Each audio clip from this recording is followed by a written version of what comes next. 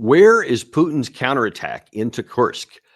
After now over 2 weeks since the Ukrainians have launched a cross-border raid into Russia and have taken a large number of settlements, a fairly large number of square kilometers of Russian territory. Many people are complaining on the Russian side that Putin's response has been slow and halting, and that it hasn't been very effective. And they're saying, where is this vaunted Russian army that everyone talks about here, and why has Ukraine still had so much success? Well, we're going to break down that today and kind of take a look at what's actually going on and what may be about to come. And we have one of the best people to go through this with the co-host of Daniel Davis' Deep Dive, Larry Johnson, former CIA officer and just incredible analyst. Larry, welcome back. And again, thanks for stepping in while I was out. Man, I'm glad I'm back in the seat where I am. It's too much pressure sitting where you are. The heavy load of responsibility. So, yeah. Well, yeah, and I can tell you, so many people had so many good things to say about when you were doing the job there, and so we truly do appreciate you stepping in, because I didn't want to leave our folks, it's 9 days without any kind of updates or also. So, right, much appreciated. Thank you. My pleasure. So now let's look into the situation here. So just kind of on the surface of it. We're going to talk some specifics. We're going to show the map here in a second about what has actually been going on. But what is your off-the-cuff comment to when you've read some of these comments, especially in the Western press, that Putin has been caught off guard, that he has been very slow to react? I saw some that said he doesn't do pressure very well, and that he's halting and difficult in his responses. Generally speaking, how do you view those comments? Yeah, I can't figure these people out in the West that are keen to try to get rid of Putin. They want to get rid of Putin, I guess, to give him now more control in Russia, except Putin's the moderate. Putin's the one who's cautious and not eager to go out and cause casualties. Putin's the one trying to avoid World War III. And so they want to get rid of him and put in Medvedev, who's talking about nuking the West. And I mean, he's not doing theory. He wants to do it. So it's the craziness of that. I think what we're looking at here, and we'll go back into your history. Did you ever do the battlefield tour of Gettysburg? Oh, you bet. Yeah, it's not far from here. You bet. This is Ukraine's version of Gettysburg, because sort of like General Lee, they came across the border with their ultimate intent. Like Lee's ultimate intent was to try to get to Philadelphia, take Philadelphia, create really a strategic dilemma for Abraham Lincoln, and force the North into some sort of negotiation. And that's where what you're looking at, what the NATO planners came up with Ukraine was, let's launch you across the river. Let's launch you up into Russia. And your goal is ultimately to get to that nuclear power plant. And so I don't think these were like, we've identified 4 or 5 things that they were wanting to accomplish, and I don't think they're all mutually exclusive. They wanted to get a hold of the power plant and use that as bargaining leverage. They wanted to try to use that attack as a way to draw Russian forces out of the Donbass. So I think it's possible for them to have had several objectives. None of them actually very well thought out. And in the same way that Gettysburg was the high water mark for the Confederacy, I think this has really been the high water mark for Ukraine as far as their last gasp, because they have depleted some of their key units. They're depleted armored vehicles, artillery, air defense systems. So their ability to reform and make another run at anything has been severely weakened. Meanwhile, the notion that, this has really sent Vladimir Putin on his heels. So it was last Friday. Putin flies to Azerbaijan, saunters down the airplane. It says hi to President Aliyev. They're backslapping. Man didn't look worried. You'd see some people that, would have that nervous look, like the Zelensky look. Let's call it that. He didn't look like Volodymyr Zelensky. He was getting the tour, and then they had the summit, and gets Azerbaijan say, hey, we want to join BRICS too. And then Putin's off so he's not showing any signs of alarm or caution. What the Ukrainians have done is they mounted this operation, and it was in part of a big propaganda operation in order to convince many in the West, oh yeah, they still have a fighting chance. And yet, ironically, that's being done at the time that the Germans are going, we don't have another dime to send you, Ukraine. Sorry about that. That the UK, who's been the most stalwart, and some would argue the leading instigator of all this crap, they're on the outs with Zelensky. Zelensky's miffed at him, calling him names. And so it's like, marriage counselor, please, to aisle 5. We need to get these folks hugging and kissing again. So at the very time that you would need unity, and a unity of effort in terms of money, material, training, it's going the opposite direction. And funny you say it's going the opposite direction, because not everybody agrees with you on that. And I wonder if you think this analyst here, watch this analyst give his view of what's happening right now. If they say they've brought them down, they probably have. Of course, they've got to fall somewhere, and the chances are they will have done some damage, although there are no deaths reported. But from the Ukrainian point of view, they have the effect in Moscow of closing... Trying to cut through the propaganda facade and get the message across to the Russian people that they are, in fact, at war. And that propaganda machine is really in full swing at the moment now, more than 2 weeks into the Ukrainian incursion in Kursk, because the Russian media, and taking their cue from the Russian authorities, really attempt to prove to the people that this is an isolated incident and a terror attack. And look, this is what you're seeing from the Ukrainian military. They are also doing their own messaging, really trying to show that they have the initiative in the Kursk region and are hitting very hard back at Russia's resistance, which really 2 weeks in is only really starting to take shape. So you see that the kind of the view in the West is that that this is working, and that it's sending a message to the Russian people. And I wanted to specifically ask you about that. And in fact, Gary, if I could real quick get you to replay the one by Clark, because that one has some additional information I want to discuss. If they say they've brought them down, they probably have. Of course, they've got to fall somewhere, and the chances are they will have done some damage, although there are no deaths reported.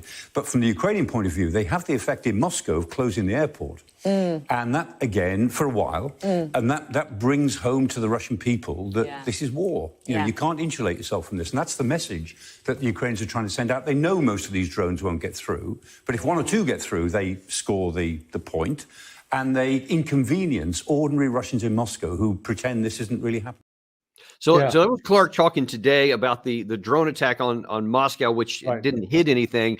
And the CNN expert was talking about how that this is the Kursk invasion is bringing home to Russia the cost of war, that it's real, implying that it's going to make Russians go, oh, shoot, this is real. Man, we better sue for peace or something like that.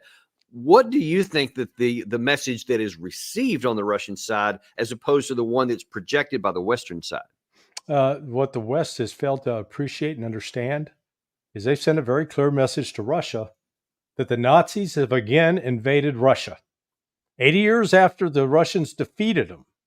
And let's be clear, it was primarily the Russians that defeated the Nazis, not the United States and Great Britain. We played a role, absolutely, but they fought the bulk of the Nazi army, and they're the ones that took Berlin. And now here they've got, again, guys wearing German swastikas, guys wearing actual German military helmets in Russian territory. So what this has done with the Russian people is enraged them, because they march every May, the March of the Immortals, where they're carrying the pictures of it's now grandfathers and great-grandfathers and grandmothers and great-grandmothers who died in the Great Patriotic War.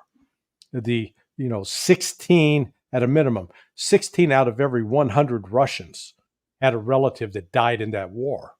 And when you compare the numbers, the number of Americans who died in World War II in both Europe and the Pacific, it was less than 1 out of 100. Less than 1 out of 100.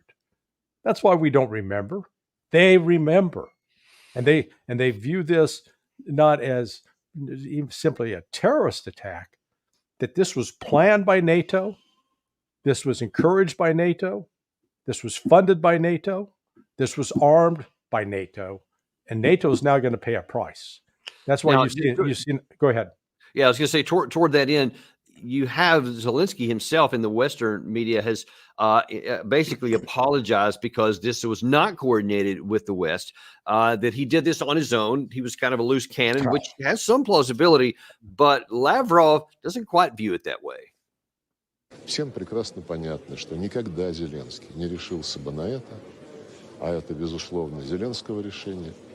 Как он сейчас хвалится, что создает буферную зону, наносит ущерб российскому государству. Никогда бы он на это не решился, если бы ему не поручили Соединенные Штаты Америки. Так же, как Соединенные Штаты Америки, теперь уже ни у кого сомнений нет, стоят за взрывами северных потоков, которые взрывы оставили Европу без дешевого российского топлива и, соответственно, без устойчивой основы экономического развития. So what is the significance of that? And for the moment, let's say that it's we don't know for sure. It could have been Zelensky, it could have been the United States, whatever. But that actually doesn't matter. If this is what Russia believes, then that's what they're going to act on. So what is the significance of Lavrov saying the U.S. was behind it? What can we expect as a result? So there's now no hope for any kind of negotiated settlement. The only settlement will be unconditional surrender.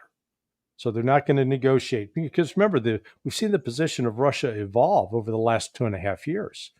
And in March of 2022, they were actually at that point willing to withdraw Russian forces from the Donbass, from the Donetsk and Luhansk. They were not even at that time talking about keeping Kherson and Zaporizhia. So they were going to withdraw completely as long as they had the guarantee that Ukraine was not going to expand, join NATO, and that the threat from the West would subside. The United States and Britain sabotaged that agreement.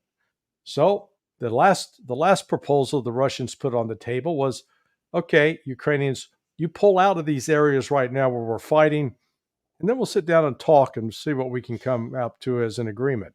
Oh no, that was a non-starter now. Well, Russia's position now is, okay, we're going to destroy you. And that's what they're going to do. Up to this point, people say, well, what's the difference between a special military operation and a war? In a war, you get civilians killed. You destroy significant infrastructure. You make the country unlivable that is going to have to be completely rebuilt. Up to this point, the Russians have avoided significant, even consequential civilian casualties in places like Kiev and Lvov. They've focused upon hitting military infrastructure. They focused upon taking out factories and warehouses where armaments are stored. That's going to expand. And so I think what you're looking at is even the potential that now Russia may be, at the time of its choosing, will take out USISR, up to and including our satellites. It could get that serious, because what they view now is the United States has crossed a red line. They have invaded Russia. Russia's not going to step back and go, oh, no big deal, no harm, no foul. No, we're past that. So then the question is going to be kind of what now? So I'm going to circle back a second ago to your comment about what the last offer on the table was, which I want to say it was either the 5th or 6th of June. Right. Or made that. I want to get there in a second, but I want to stick with the moment with the Kursk and what the Ukrainian side, what they hope to accomplish. Now, I'm going to show you what Zelensky said. I think it was earlier today, maybe it was yesterday. But first of all, I want to look at, there's a number of claims from the Ukraine and even the Western side of what their objectives were with this incursion into Kursk. One, they said that it would cause Russia to have to redeploy troops from the Donbass. One was to give a favorable negotiating to the Ukraine side over Russia. Another one was to bring the war home to Russian people, to make them see that it's real. Or even to say, hey, it's just to raise Ukraine morale. Those are, again, not all mutually exclusive, and some portion could have been true of all of them. But so we're now, I think, a little over 2 weeks into this incursion. Here's what Zelensky said about the progress. There was a report from Commander-in-Chief Syrskyi. The front line defense in the Pokrovsk and Toretsk directions. The situation is difficult, but our guys are doing everything to eliminate the occupier.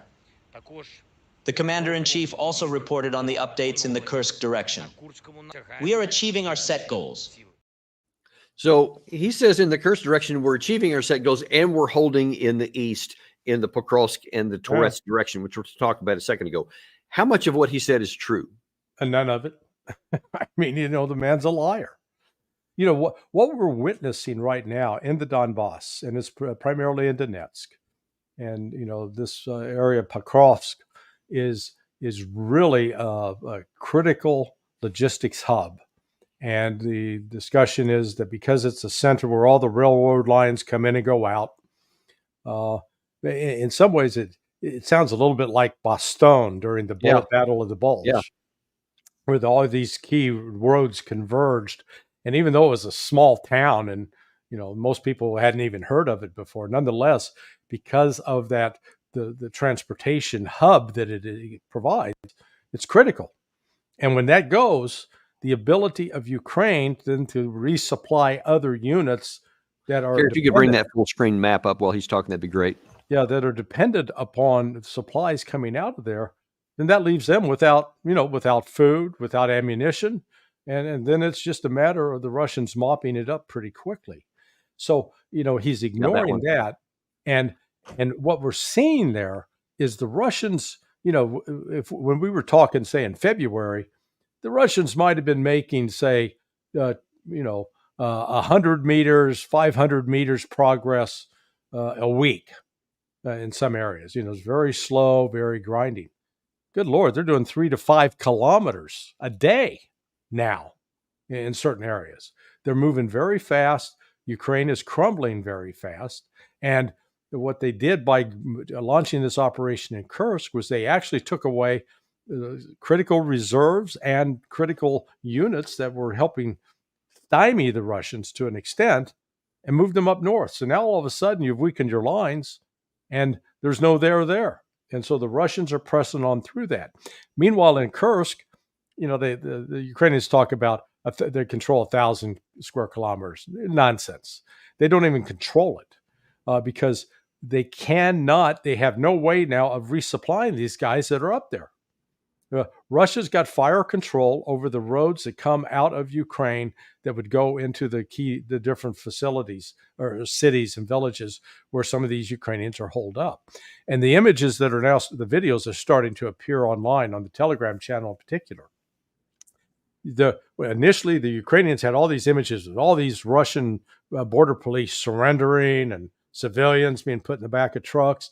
And you had these Ukrainian troops going, yeah! Hey, and they photographed themselves. Yeah. They did the TikTok thing.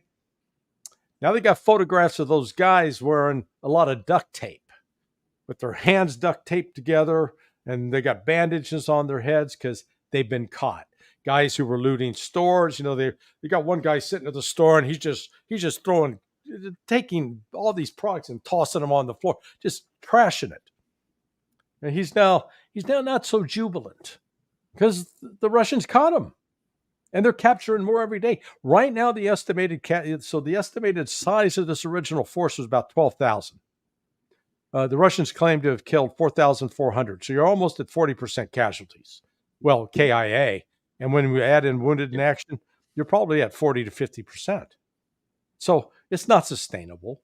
It just, Pickett's charge. Let's go back to Gettysburg. Pickett's charge, yay, run into the cannon fodder. And, that's what they ended up being, cannon fodder. So, one other thing, Danny, note that the Russians put out the message today. Any of these foreign mercenaries who are captured, they're not going to be available to be switched for prisoner exchange. No. They're being treated as foreign spies. They're in a completely different ballgame. Yeah, that's a scary thing. Gary, can you bring up the Kursk map again? I want to take a look at that here. So now, when you just look at this in I guess nominal terms, it is several hundred square kilometers, so it is a lot of space here. And given that this is over 2 weeks now, some have suggested that, hey, where is the Russian response? Because why haven't they cauterized this wound? Why haven't they brought formations in? If they had allegedly a couple 100,000 troops that were not in contact, why have they not swept in to bring them out? What do you say to those charges? Is there any legitimate to them? No, I mean, okay, show me the logistics lines of the Ukrainians resupplying their forces. You can't. It's not happening. What has happened is the Russians have deployed the units. They're basically trapping these Ukrainian formations. They're not operating in as regiments or even as battalions. It's more like small unit tactics, and they're scattered. These are not large cities at all. These are very small cities and villages. And so they're holed up inside these, and they've taken, in some cases, they have taken Russians hostages, which is why the Russians talk about treating this as a counterterrorism operation. But the Russians are taking their time mopping them up. They're in no hurry. There's I don't know why the West keeps trying to impose a clock on them that if they don't meet the Western standard for accomplishment, that it is a failure. The reality is, are the Ukrainians killing more Russians than the Russians are killing Ukrainians? And the answer to that is no. And how can, when the Russians are hitting them with air power, the Russians with both fixed wing and rotary wing, they're hitting them with artillery, they're hitting them with mortars, and they're hitting them with unit ambushes.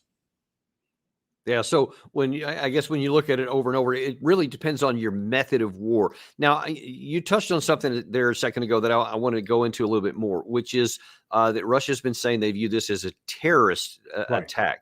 And words matter to the Russians, and sometimes I think they get lost on the Western audiences. For example, there's always been this kind of eye rolling that why the Russians call this a special military operation as opposed to a war, because to us it doesn't make any difference, but maybe to them it does. Well, I want you to first of all listen to what Putin says about how he views this incursion into Kursk, and then we'll talk about it on the backside. Watch this. Our enemy is different, not like us, although they are human in their appearance, but we know very well that some people outside Russia not only tried to justify what the terrorists had done, but they even provided them with assistance, informational, military and informational. When I'm talking about the moral side of the question, these people have no morality. Now, he chose to make those comments and some others similar in a separate interview in Beslan, which I think was on the 20th anniversary of a huge terrorist attack that killed a bunch of school kids a long time ago. And that wasn't just by coincidence, I'm sure, that he decided. What does it mean when you hear Russia say that this is a terrorist strike as opposed to a military attack into Russia? Because it was an attack on civilians. There was no military target there. It's not like there was a military base with, say, a battalion, a regiment, or even a brigade. No, none of that. There were not entrenched defensive positions. It was basically a border region that, where you'd have the normal controls. But what happened here is the Ukrainians attacked, and they were taking civilians hostages. And so that's why the Russians are calling this, quote, a terrorist operation. Despite accusations over the last 2.5 years that the Russians are terrorizing Ukrainian civilians, it's a provable lie, because you would otherwise see the airwaves and the internet flooded with videos of the Russians abusing the civilians. Instead, what you have are video after video of Ukrainians, of officers beating unwilling conscripts and forcing them into vehicles. If you remember, early in the first 6 months of the war, they would grab somebody who was considered either pro-Russian or who was considered not willing to join, and they would tape them, physically tape them with transparent tape that strip them naked and tape them to a light pole. So, like I'm saying, this stuff shows up on social media. That we live at least despite the attempts of legacy media to control and hide information, the beauty of the internet still is there is social media. You cannot quash this stuff. And so what we're not seeing are the attacks by the Russians where they're killing lots of Ukrainian civilians. Not the case. That may change now. But what has happened is the Ukrainians committed this terrorist assault just in the same way that back in, what was that, September 2003? It was like the first or second day of school in Beslan. Yeah. And these Chechen extremists, they were Muslims, but they had external support. And the question is, was the West helping fund it? They went in and they ended up killing 600 hostages, a lot of them children. Yeah. And it was a massive counterterrorism response by them. But again, the Russians didn't curl up into a fetal position and start crying. They took care of business. It took them from there another 6 years to defeat the Chechen insurgency. And now today, you have Chechen battalions standing at the lead of the Russian army, like Abdi Aludinov. Yeah. And one of the other things that's interesting is, so if one of Zelensky's objectives with this was to put Putin on his back heels, to make him say, oh, man, I didn't know that our country would be invaded, so now we better make some negotiations. I saw earlier today on some of the Western media some speculation among some of the so-called experts that, well, what Ukraine could now do is to exchange some of this territory in Russia for some of the territory that the Russians have with Ukraine, and so they'll make this one-for-one agreement. Well, if there was any confusion on this point, at least up to this point, Vladimir Putin seemed to squash that when he said something very different to some of his troops. Пока у нас есть такие мужчины, мы точно совершенно, абсолютно непобедимы. Я желаю вам удачи. So that was at the occasion where he's visiting some of his highly trained Spetsnaz soldiers. Yeah. And so he is unequivocally saying there is no negotiation. We are definitely winning. And then earlier today, Medvedev put out this tweet to where he said that we're going to victory. He said this is a terrorist attack, again, using that term, in the Kursk region. We have made things the West has made things much worse for Ukraine, which is still under their charge. And now there will be much more pointless spending and a radically high number of caskets. No negotiations until the enemy is completely destroyed. Yeah. So if the objective was to force Russia into a position where they would make a negotiating position, it seems that they have caused the exact opposite, that now Russia won't even negotiate. Yeah.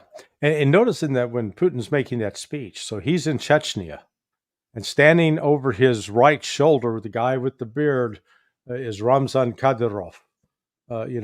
These are the guys that they saw. When they captured Mariupol back in May of 2021, they're the ones going into battle saying Allahu Akbar. So you've got some hardcore Muslims, but they are still view themselves as Russian nationalists. And there's Kadyrov with showing Putin the weapons. And these guys are some fearsome fighters, and they're the ones. There's at least a brigade of them that have been deployed into Kursk. This is bad. Bad news for the Ukrainians, because these guys are some serious fighters. They are fearsome. They know no fear, and they are not. I don't want to say brutal, but they are tough and efficient. They'll kill you. They give you a chance to surrender, but if you don't surrender, they'll kill you, and they won't hesitate a moment.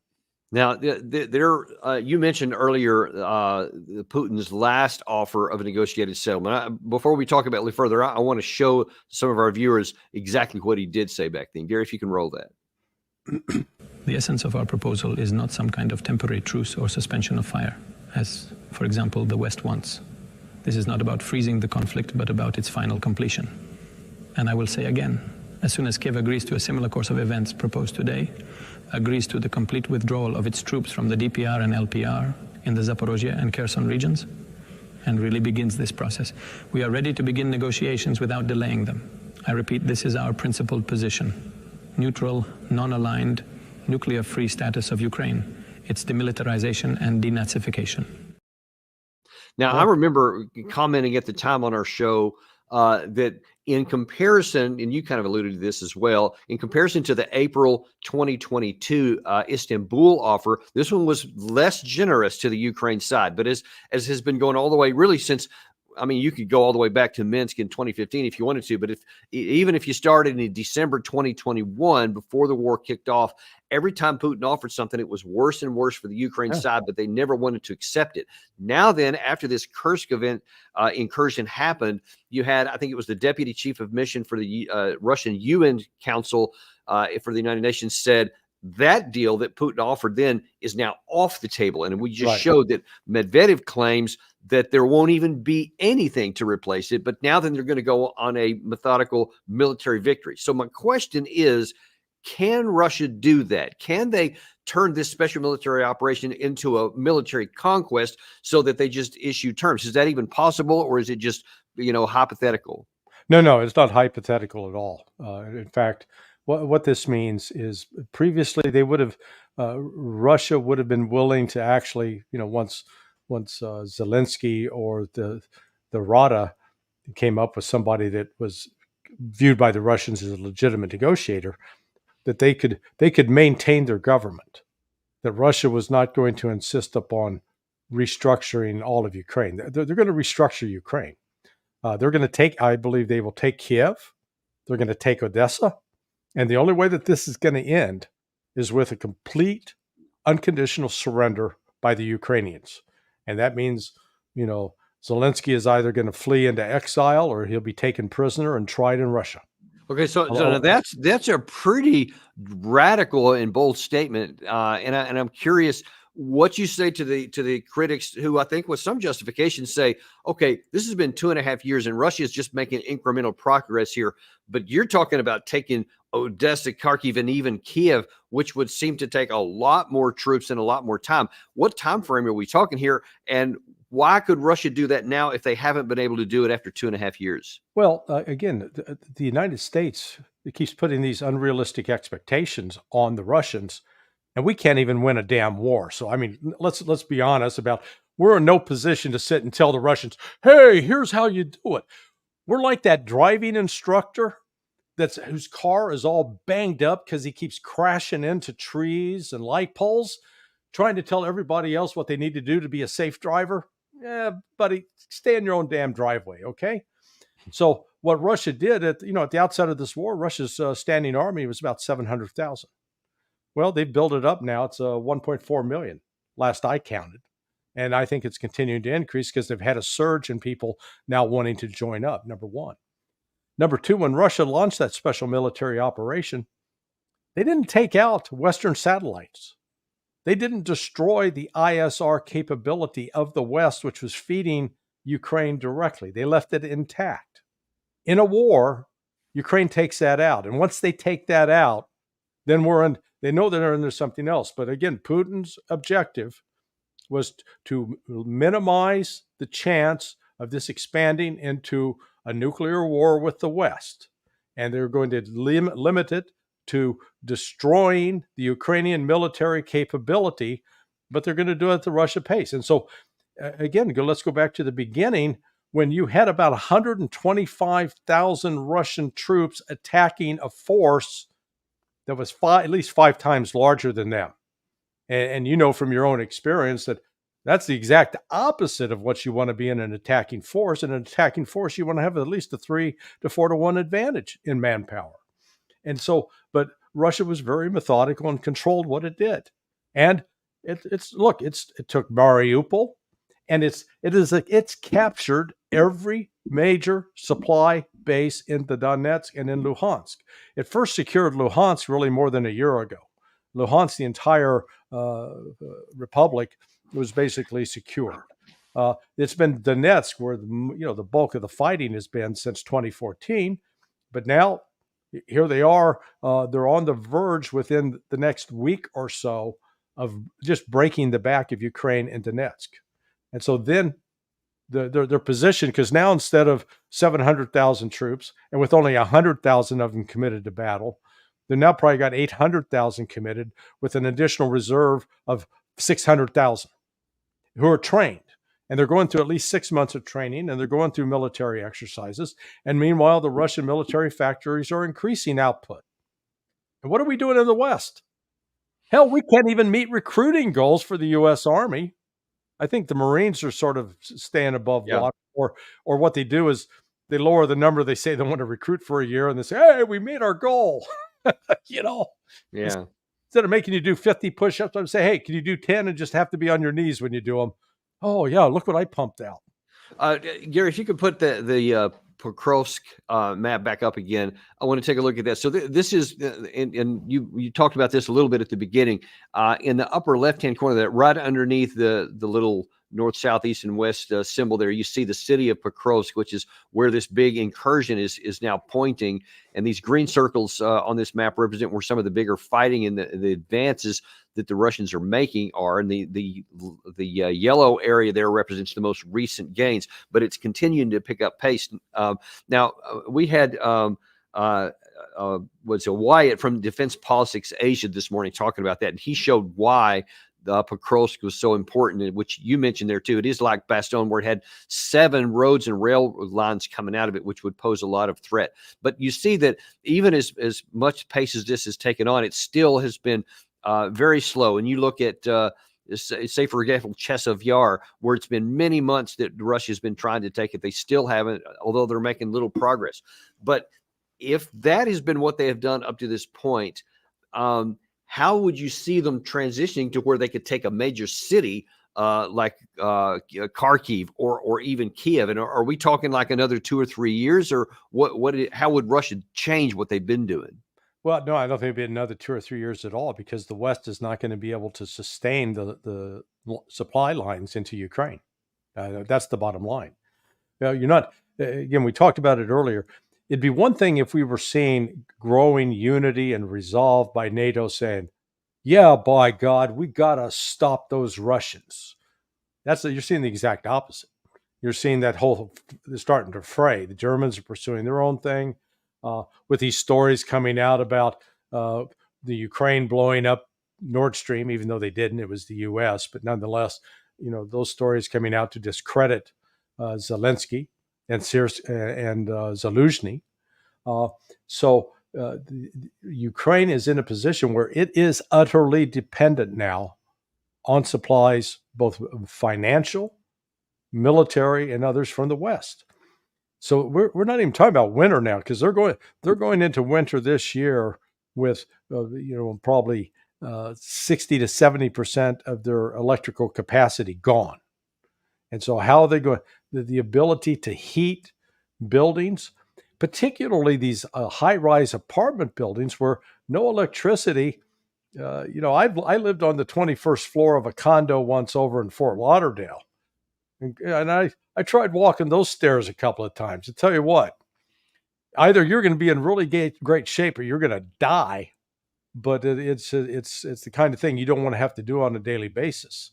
And so just those practical realities are going to affect the ability of people to live. And you're talking about that Gary's showing on the screen what you were talking about a minute ago. Germany planning to cut its aid to just 6% of the current total.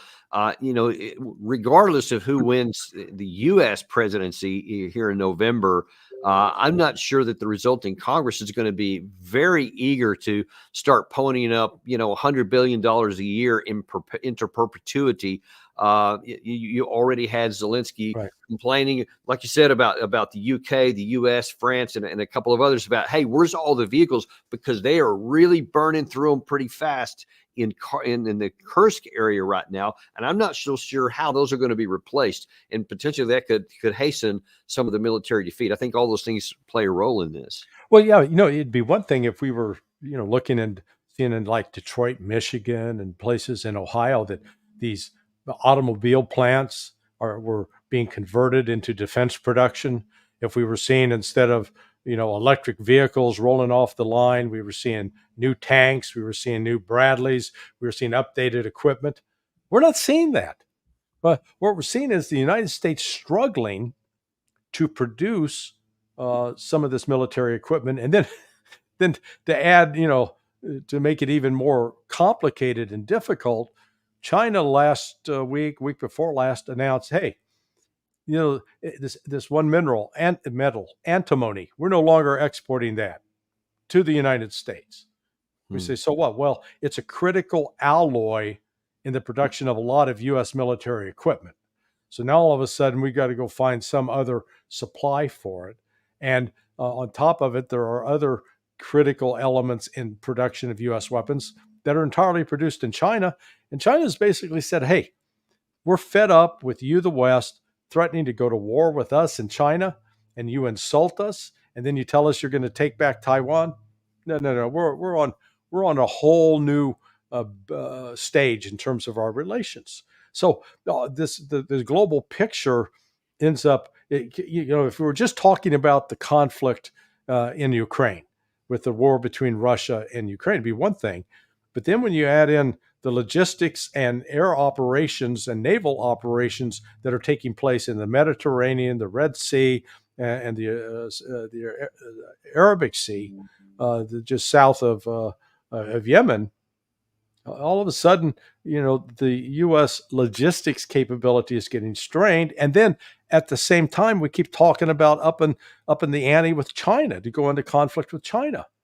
I mean, we're writing checks with our mouth that we can't cash. Yeah, that's across the board. And when you look at all these fundamentals, and we'll just keep it in the Russia-Ukraine war for the moment, the only rational play is to recognize the limitations of power, to recognize the imbalance of power and the advantage of Russia, and to seek a negotiated settlement on the best terms that you could possibly get. But we had on Monday night, I think it was, President Biden was speaking at the Democratic Convention in Chicago, and he made this big, famous, boisterous claim that, I stand firm against Putin, and we don't bow down to anybody, and neither is Kamala Harris if she wins, et cetera.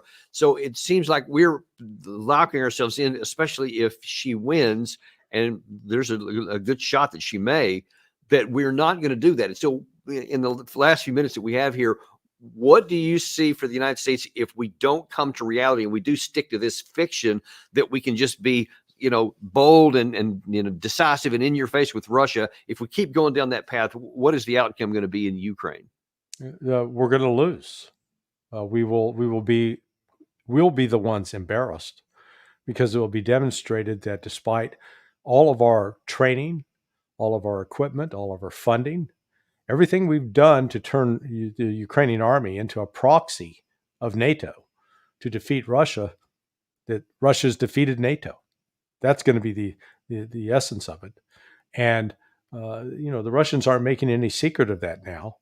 And again, all this is taking place with the backdrop of the growth of BRICS, Russia strengthening military alliances with other countries, Russia's direct involvement with Iran, which, that's a whole different subject. But, it's showing that the United States is becoming irrelevant. It used to be we were like that old E.F. Hutton commercial, when, hey, my broker's E.F. Hutton, and E.F. Hutton says, and everybody goes quiet and is listening. That used to be the United States. In the 1950s, when England and France and Israel got together and decided that they were going to take over the Suez Canal, Eisenhower said, no, everybody back in your lane, get out of there. And they listened. Now, we can't stop the Houthis. The Houthis won't even listen to us. We supposedly are telling Ukraine, oh, don't do this. And I guess Ukraine, according to some of these articles about, that Ukraine did the Nord Stream pipeline, decides that they're going to flip the bird at the United States and go do whatever they want. And then when they do whatever they want, do we withhold aid? Oh, no. Do we recall advisors? Nope.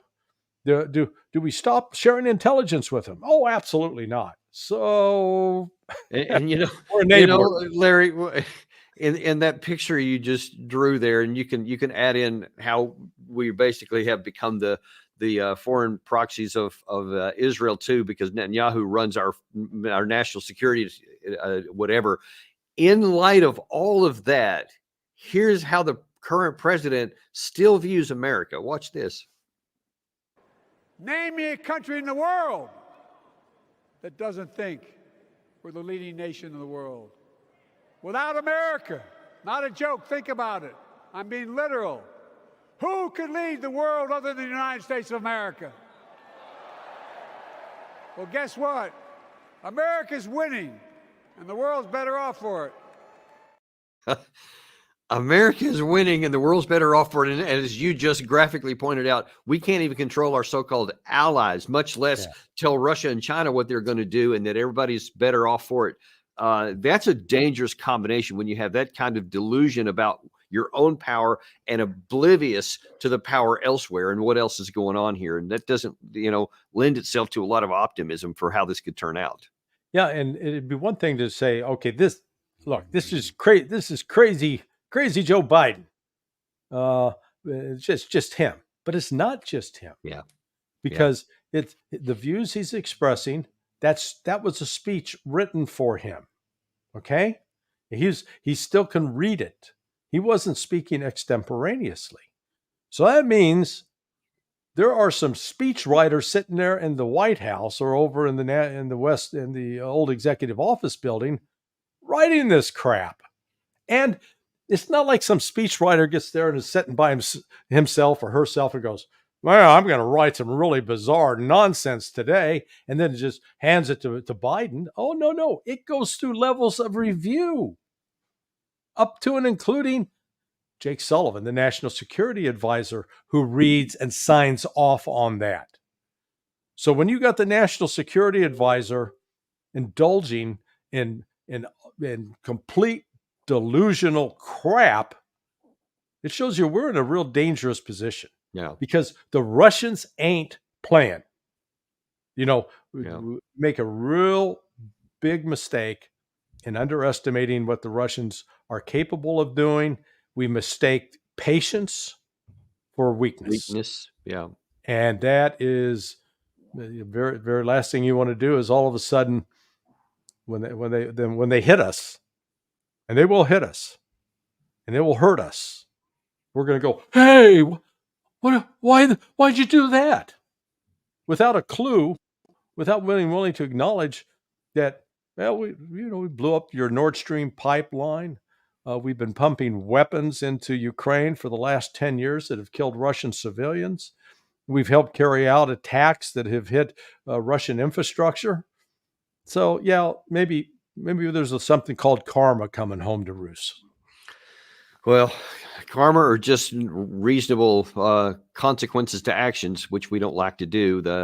Either way, it's not looking good for us. But listen, we always appreciate you coming on and sharing your insights with us, and especially on what the Russian side may do. We certainly encourage everybody to go to your blogs out there, sonar21.com, where you can keep up with Larry and all the things he's talking about on a daily basis.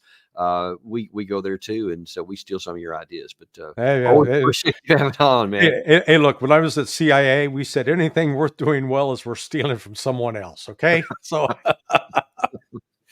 very good, then. But thanks, and look forward to having you back on very soon on the next episode, and we'll see what happens next. Thank you. Welcome home. Thanks very much. And thank you guys for coming on too. I'm going to jump off here. I'm actually going to be on the former British Parliament, George, on his show, the mother of all talk shows. Yeah. MOTS, going to be coming up on that shortly. Especially if in the UK, I know a lot of you guys watch that. I'll be there shortly. So look forward to seeing all of you there. Please be sure to like and subscribe. That's a lot more important than you may think. Share this video with anybody else, because folks, we remain unintimidated and uncompromised to bring you the truth, no matter what it is. And we'll see you on the next episode of Daniel Davis Deep Dive.